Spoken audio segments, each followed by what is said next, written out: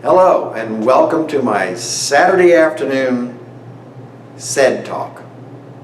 I am Dr. Cedric Wood right here in Dallas, Texas, and I haven't had too many in a while. This has been a wild year, but I'm back today and I have something that I want to talk about. Now usually I talk about how to have better relationships, how to raise healthier, happier children. But today I'm going to talk about what's been in the news.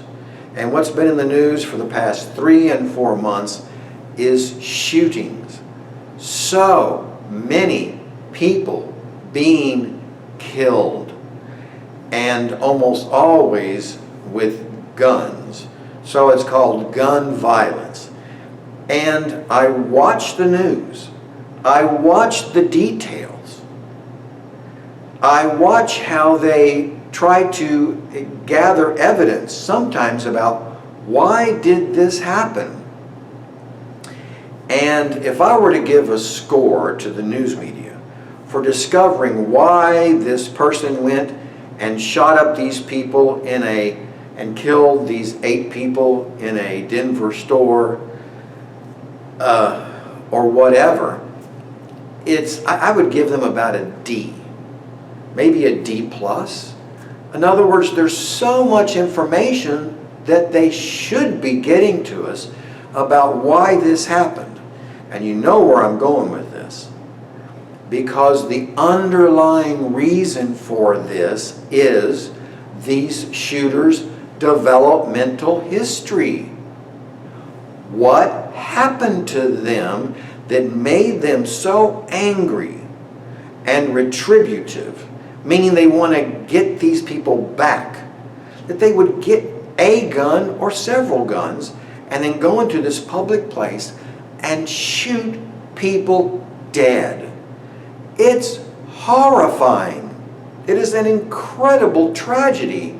And all across the country, the families and the people that were there and the politicians all are so shocked, and they're full of empathy and sympathy for those killed and for their family and friends, as they should be.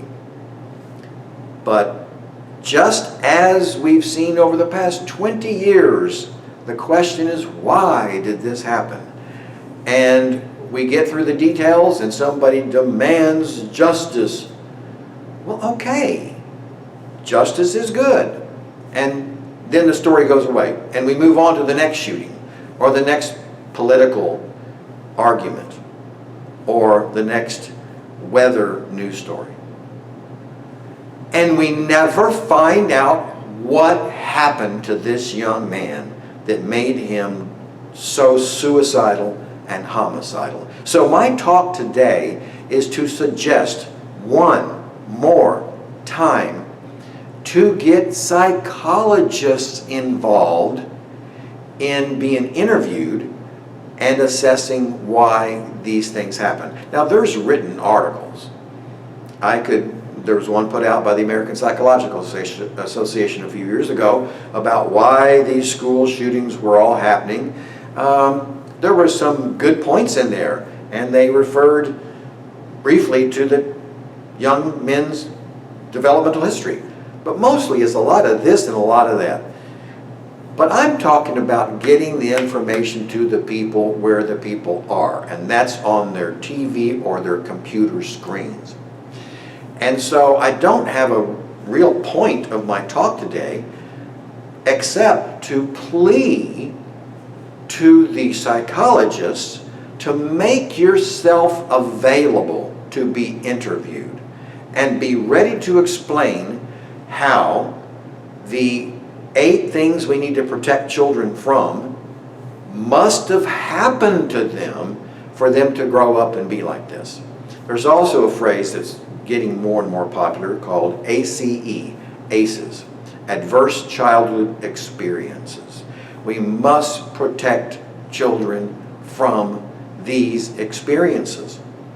And yet, as I speak, on this Saturday, the 3rd of July, 2021, there are children being abused and neglected and traumatized all around me here in Dallas, Texas. If you think it's not happening, then you're very naive, because it happens all the time. The question is, what are we doing about it? Well, if a child is abused, we have CPS that they can call, and that's great. I've heard recently one time a CPS worker saying, well, if they're not being physically abused, in other words, just emotionally, then we really can't get involved. Another failing of our society. The point of my talk today is to ask TV stations and radio stations and the Dallas Morning News to dig deeper into why these things happen.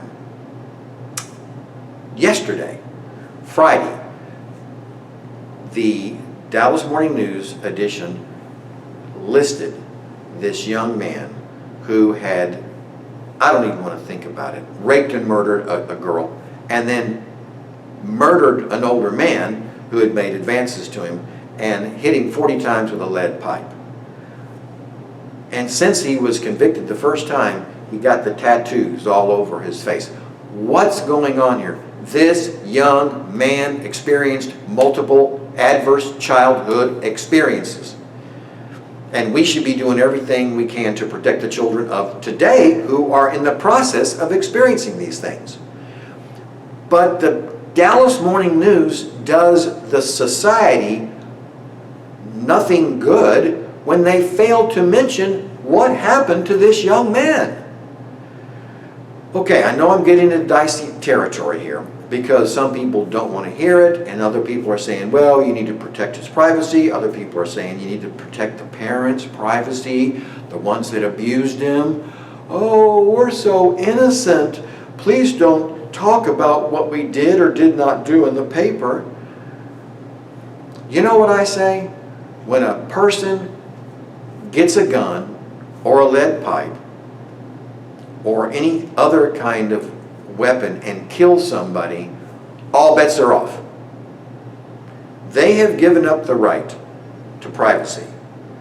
And of course they can choose not to tell their story, but more often than not they're willing to.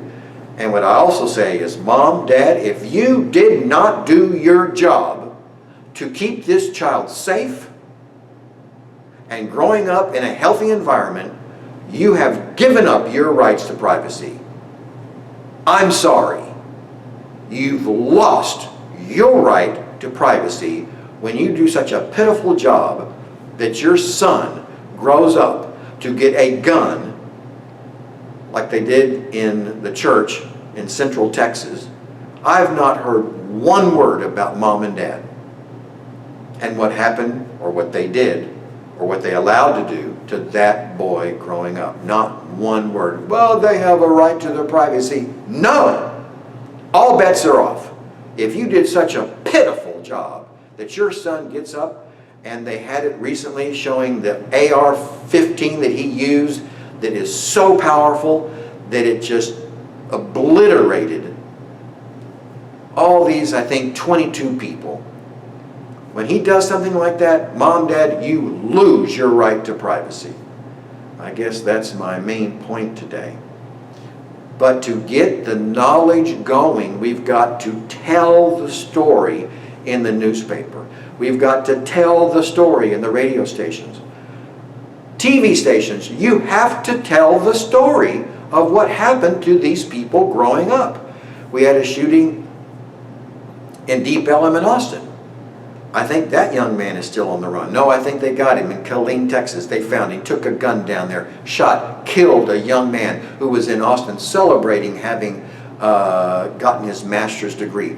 All those years of growing up, Mom, Dad, family loving him, and all those years of hard work, bachelor's, master's, only to say, yay, boom, dead.